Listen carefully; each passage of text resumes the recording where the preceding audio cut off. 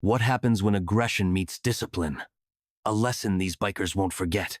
It was a cool and breezy Saturday evening in a small park on the outskirts of Fairfield, Connecticut. Families were spending time together. Kids were playing soccer, and teenagers were sitting on benches, lost in their phones with earbuds in. Among them was 16-year-old Michael, sitting alone under a tall oak tree. He was waiting for his younger brother, Jordan, who was wrapping up his soccer practice. Michael had promised their mom that he would walk Jordan home. Michael, wearing a fitted black suit with a crisp white shirt and polished black shoes, kept to himself, casually flipping through a book he'd brought along. He didn't look up when the rumble of motorcycles broke through the air. It was the type of sound that usually didn't mean much, just a group of bikers passing through their engines, echoing louder than they should in a quiet space. But tonight, something was different. The bikers didn't pass through, and instead they rolled in, parking their bikes near the soccer field. 5 of them, dressed in leather jackets and dark jeans, stood out in sharp contrast to the families gathered around. They weren't laughing or chatting. Among themselves, they were scanning the park, their eyes locking onto Michael as if he were a target. Michael noticed them, too. He glanced up briefly, catching their stares. He wasn't one to jump to conclusions, but the way they looked at him made his stomach knot slightly. He turned back to his book, forcing himself to stay calm. But calm doesn't last long when you're being watched. The bikers didn't stay by their bikes. One of them, a burly man with a shaved head, nudged his friend and started walking toward Michael. And that's when things began to shift. Michael felt the man's heavy footsteps before he saw him. Clearly, he glanced up only to find the burly biker flanked by 2 others. Their expressions unreadable, but intent. The group moved with purpose, their leather boots crunching against the gravel pathway as they closed the distance. Michael's heart thudded in his chest, but his face remained calm. His mom always said, "Never let them see you sweat." He thought of her voice, steady and grounding, as he daggered the page in his book and set it aside. "What are you doing here, kid?" the burly man asked, his voice gruff and direct. Michael hesitated, his eyebrows knitting slightly in confusion. "Waiting for my brother," he replied simply, his tone polite but firm. The man smirked, exchanging a glance with his friends. "This doesn't look like your kind of place," he said, his words laced with something unspoken but pointed. Michael's jaw tightened, though he forced himself to remain composed. "It's a public park," he answered, meeting the man's gaze. The biker's smirk faded. "Got a smart mouth, huh?" he said, stepping closer. The other 2 spread out slightly, creating a semicircle around Michael. Parents and kids were still scattered around the park, but no one seemed to notice the tension building under the oak tree. Michael scanned the area, briefly hoping someone would look his way, but the bikers had chosen their moment well.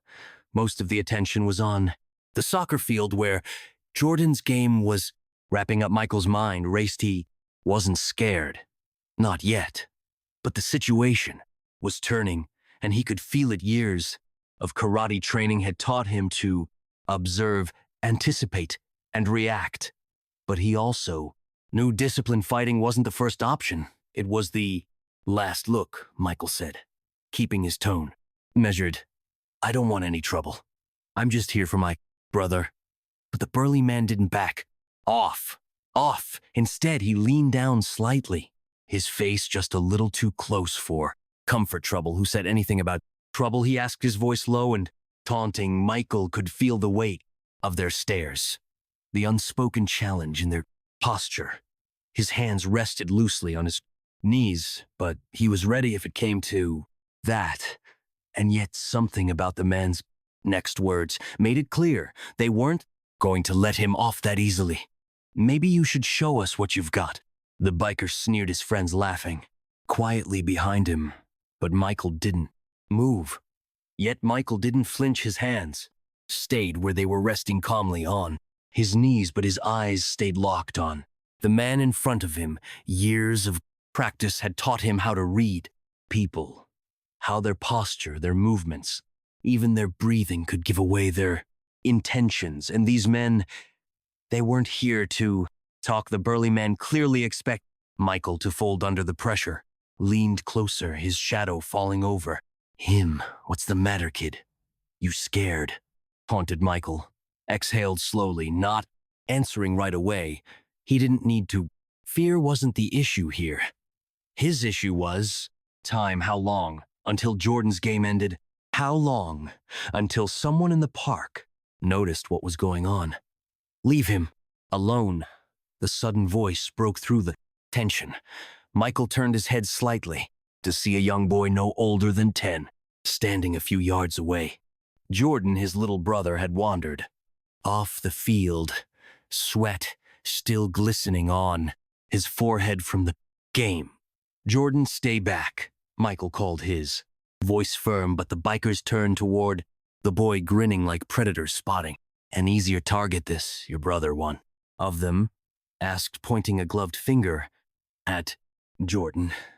"Maybe we should teach you both a lesson." Michael felt his pulse quicken, but not with fear, with resolve.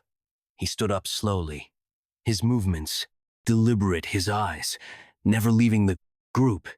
He shifted his weight slightly, planting his feet in the stance he'd practiced countless times in the dojo. "Don't touch him," Michael said, his voice calm but edged with steel. The early man laughed, shaking his head.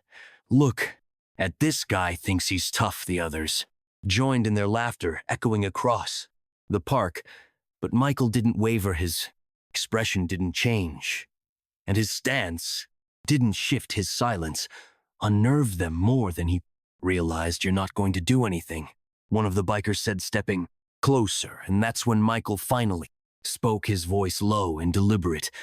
"You don't want to do this." The laughter stopped. The bikers glanced at each other, confused for a moment by the confidence in his tone, but the moment didn't last. The burly man took another step forward, raising a hand to shove Michael. What happened next was so fast, so unexpected, that even the bikers weren't ready for it.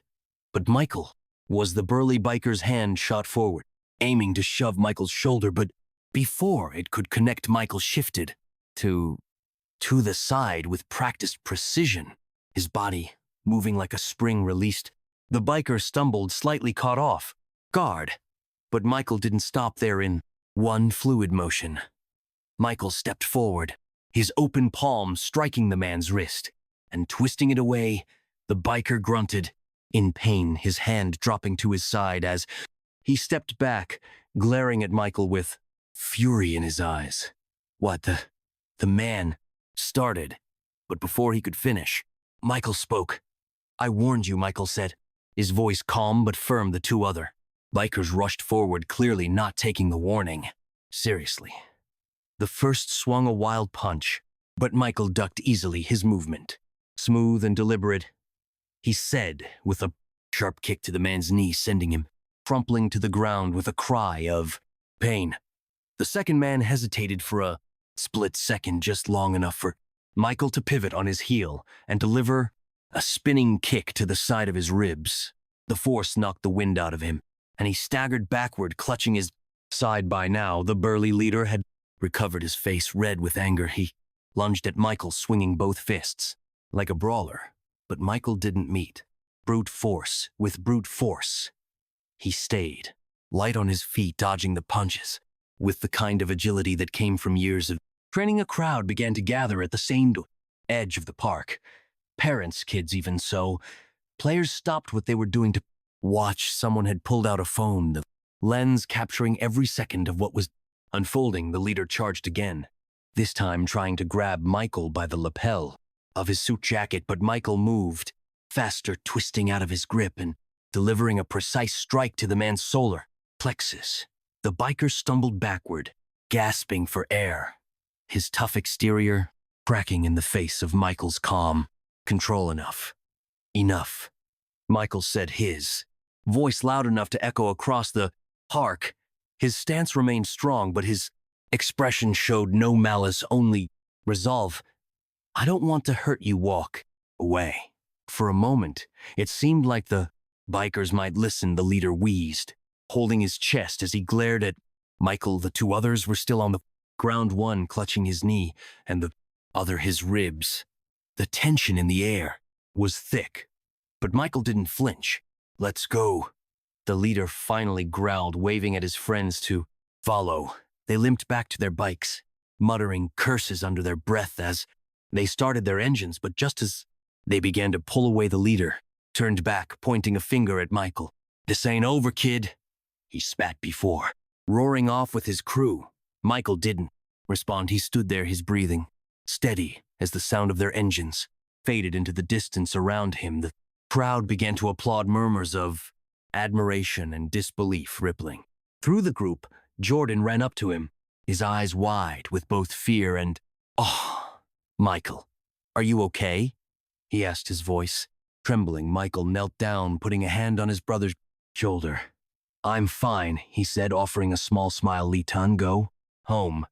But as they walked away, Michael couldn't shake the feeling that this wasn't the end of the story. Not yet. Michael and Jordan walked home in silence, their sneakers tapping softly against the sidewalk. Jordan kept sneaking glances at his older brother, his expression a mix of awe and worry. Finally, he couldn't hold it in any longer. "Michael," Jordan said, his voice barely above a whisper. "How did you do all that? I mean, they were huge. And there were three of them," Michael chuckled, softly shaking his head. "It's not about being bigger, Jordan," he explained. "It's about being prepared, staying calm, and knowing when to act." Jordan frowned. "But what if they come back? That guy said it wasn't over."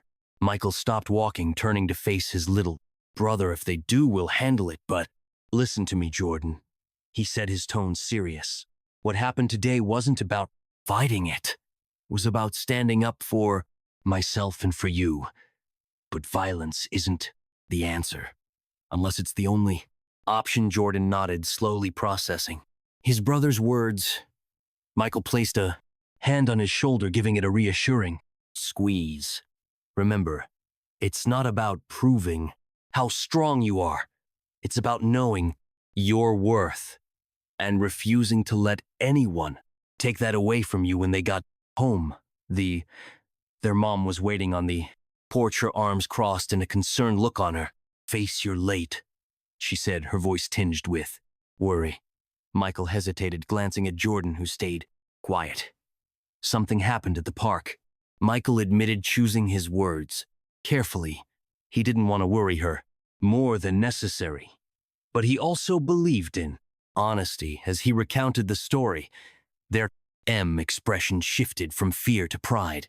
She listened intently, her lips pressed into a thin line, but her eyes glistened with emotion. "Michael," she said when he finished, "I'm proud of you for protecting your brother and yourself, but promise me one thing: don't ever take risks like that unless you have no other choice." "Promise," Michael replied, and he meant it. That night, as Michael lay in bed, he replayed the events in his mind. He thought about the bikers' aggression, the crowd's reaction, and the lingering words of the leader. "This ain't over, kid." But Michael wasn't afraid. He'd learned long ago that fear only had power if you let it. Instead, he felt a quiet sense of purpose. The world wasn't always fair, but moments like this proved that courage and discipline could make a difference. And somewhere, deep down, knew this experience wasn't just a test of his abilities. It was a reminder that standing up against wrongdoing, no matter how tough, is always worth it. His story is a powerful example of resilience, preparation, and the importance of knowing when to take a stand. His calm confidence in a challenging moment shows us that real strength isn't about size or intimidation. It's about knowing your worth and acting with integrity. If this story inspired you, take a moment to think about how you can stand up for yourself or others in difficult situations. Remember, courage isn't the absence of fear, it's doing what's right despite being afraid. Don't forget to like this video, share it with someone who needs a reminder of their inner strength, and subscribe to our channel for more inspiring stories. Because sometimes the quietest voices make the biggest impact.